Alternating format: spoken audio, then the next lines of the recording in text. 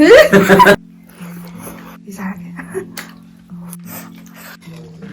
mandi Phơ hảo đó nha bạn. Mayam ai video yengbiba khudingmak thagachari ado mayam ngasidi aina charaktoise mayam charo haiba beef san sa thongmane ko mayam ado mayam sigi san se aigi imanaba na thongbane si hapaga thongmane mayam si maming khangbra comment taksanbiramo khang targadi mina thongaga chaba se kuire bako chadaba mayam ngasi cha phangdare adun chaage ngasi thongaga chaba khatangni oijarise ado horen mayam last ta imanaba da hapakpa yamre ni ga video yauzaraga ada mayam chaba horage chaba hodrine da mayam ai gi juni leimaga janura account mayam follow tawba kaubigano sweater cardigan ngaktane ado mayam na pam targadi janura da mayam follow tawshinbiro Instagram da natraga piri number sida WhatsApp tawbiro aduga apamba dum order tawbirakpa yagani ado mayam faza mayam yawbane mayam Instagram da jangbiraga check out chu tawbiyo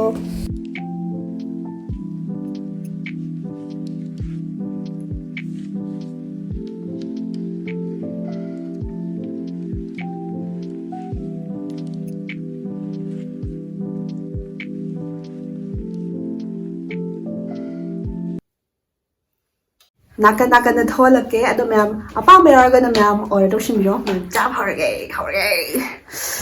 mai odoine mayam sadaba kuiri ko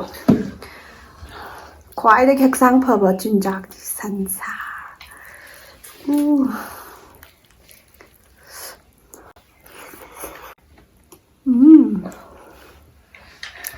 hảo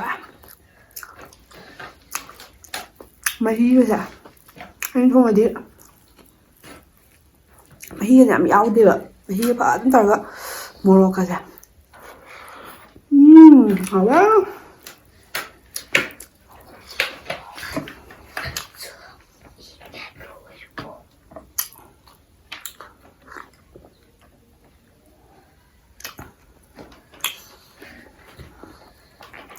sân gem hò machal ga puzar lai nei san thong pizani na har ka makhal ga pura ga ne da ene ma'am nganu thong ro sar ki ko isar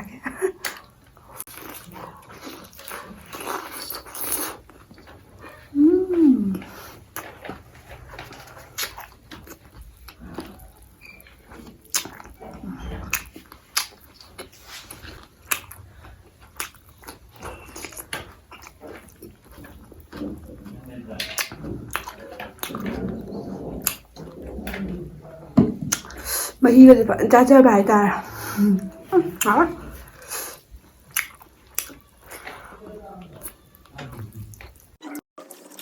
ai imanaba amaga imanabi amga laeba video yawje yachi namna puthorake ma'am tharwai challenge kutorakte nakanda phami duga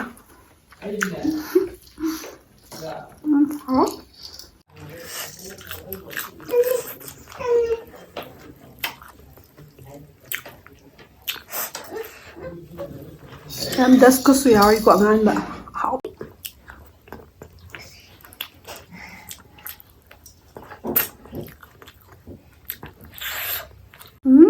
hao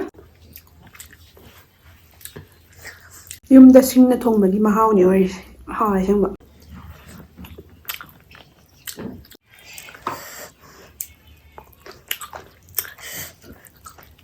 hao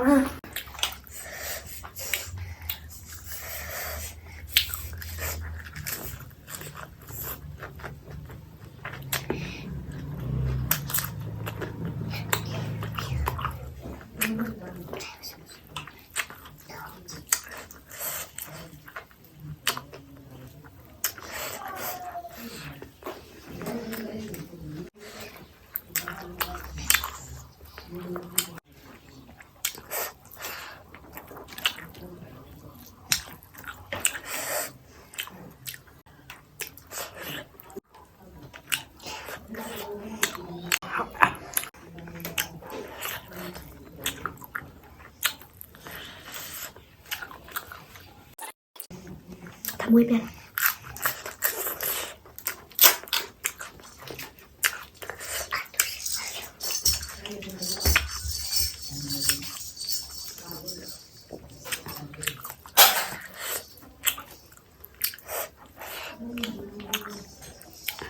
Cái video đó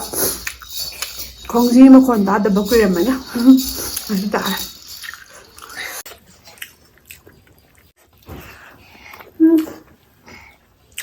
Họ bé chính là xem bạn họ vậy bạn cho xin nhiều bạn.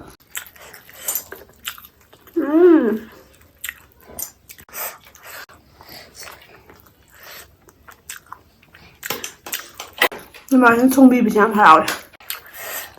hắn cái địa thùng ni video số năm ni trả được ra nè mà những cái làm làm nó cơ mi nó cái thùng nó ra bị khu học gì mẹ hắn chín hào first time ni chị giả hấp cái chả bị cái màn mì vậy chứ dạ lấy màn bị好了。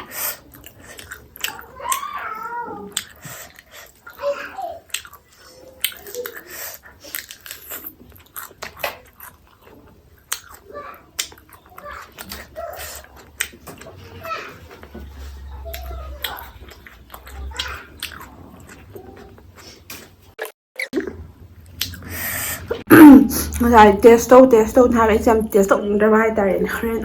giá bây giờ là video thì mà hao rồi hai cái đồng gì mà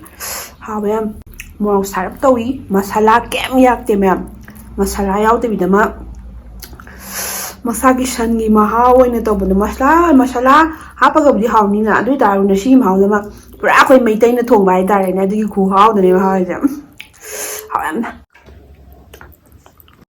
hao vậy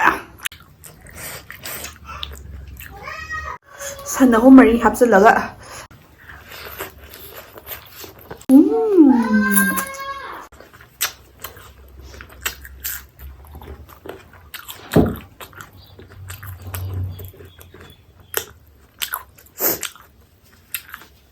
너무 맛있구나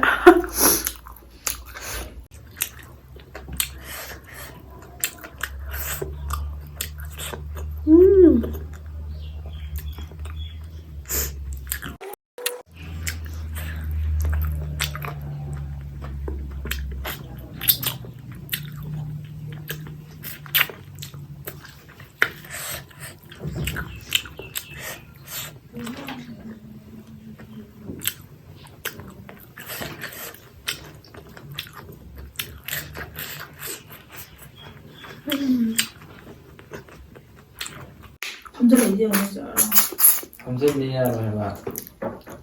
싫어. 여기 안 먹어 봐. 너무 야우도. ผ็도. 아 맞다 내려도. 감자도 hảo đấy, ngon này làm hảo đấy xem bữa. Masala gì rắc tới bên này mà hảo buổi đối hả vậy anh hàng cái masala ya bên nó thùng mà chân gì mà masala hay masala mà nằm để bên này để hảo này bên đâu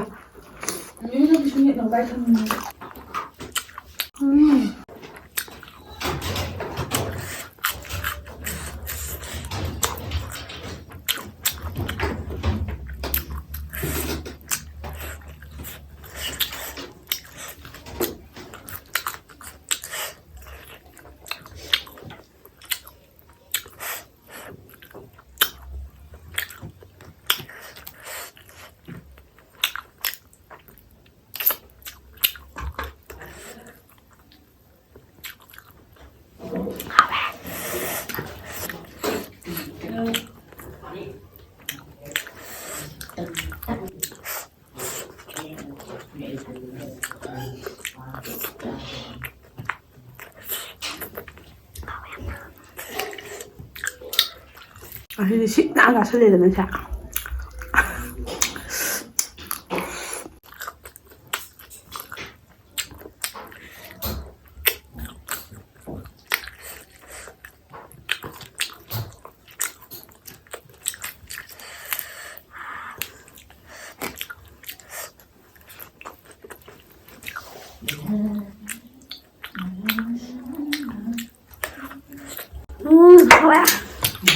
mẹ miệng không anh già tôi xỉ ta lấy ra thóc ra bên này bạn hỏi hay là xem bọn tí nào ấy tối nay thong ăn lên từ rồi chứ thong ăn lên đi ngon luôn thong ăn lên hỏi hỏi chân đồng ngoài luôn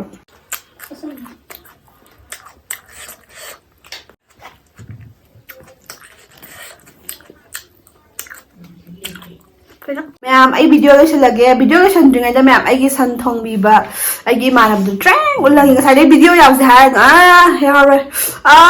ꯌꯥꯎꯔꯣꯏ ꯇꯧ ꯂꯩꯔꯕꯅꯦꯕ ꯇ꯭ꯔꯦꯡ ꯑꯝꯇ ꯂꯪꯉꯣ ꯅꯪ ꯁꯟ ꯊꯣꯡꯕꯒꯤ ꯍꯥꯎꯕꯗꯣ ꯁꯦ ꯀꯥꯏꯗꯤ ꯌꯥꯔꯦ ꯎꯔꯝꯒꯗ꯭ꯔꯣ ꯁꯦ ꯎꯔꯝꯃꯣꯏꯌꯦ ꯎꯔꯣꯏ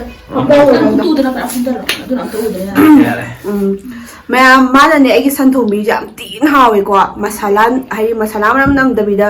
ꯑꯩꯅ ꯁꯤꯡꯒꯤ ꯈꯨꯊꯣꯡ ꯃꯥꯜꯂꯦ ꯍꯥꯏꯕꯗꯣ ꯊꯤꯅ ꯍꯥꯎꯋꯦ ꯗꯤꯡ ꯌꯥꯝ ꯊꯤꯅ ꯍꯥꯎꯋꯦꯀꯣ ꯅꯪ ꯊꯔꯣꯏ ꯑꯃꯨꯛꯀ ꯊꯣꯡ ꯃꯌꯥꯝ ꯏꯕꯥꯅꯤ ꯌꯥꯝ ꯅꯨꯡꯉꯥꯏꯕ ꯑꯃ ꯏꯕꯥꯅꯤ ꯆꯦꯂꯦꯟꯖ ꯇꯧꯔꯛꯀꯅꯤ ꯑꯗꯨꯁꯨ ꯊꯔꯣꯏ ꯒꯥꯏ ꯊꯔꯣꯏ ꯆꯦꯂꯦꯟꯖ ꯇꯧꯔꯛꯑꯒꯦ ꯇꯧꯔꯛꯑꯒꯦ ꯃꯌꯥꯝ ꯑꯗꯨ ꯉꯥꯏꯕꯤꯔꯝꯃꯣ ꯑꯗꯨ ꯚꯤꯗꯤꯑꯣꯗꯣ ꯑꯗꯣ ꯃꯌꯥꯝ ꯚꯤꯗꯤꯑꯣ ꯂꯣꯏꯁꯤꯜꯂꯒꯦ ꯁꯟ ꯊꯣꯡꯕꯁꯦ ꯌꯥꯝ ꯍꯥꯎꯔꯦ ꯇꯦꯡ ꯇꯦꯡ ꯇꯦꯡ ꯅꯦꯛꯁ ꯚꯤꯗꯤꯑꯣꯗꯅꯦ ꯊꯔꯣꯏ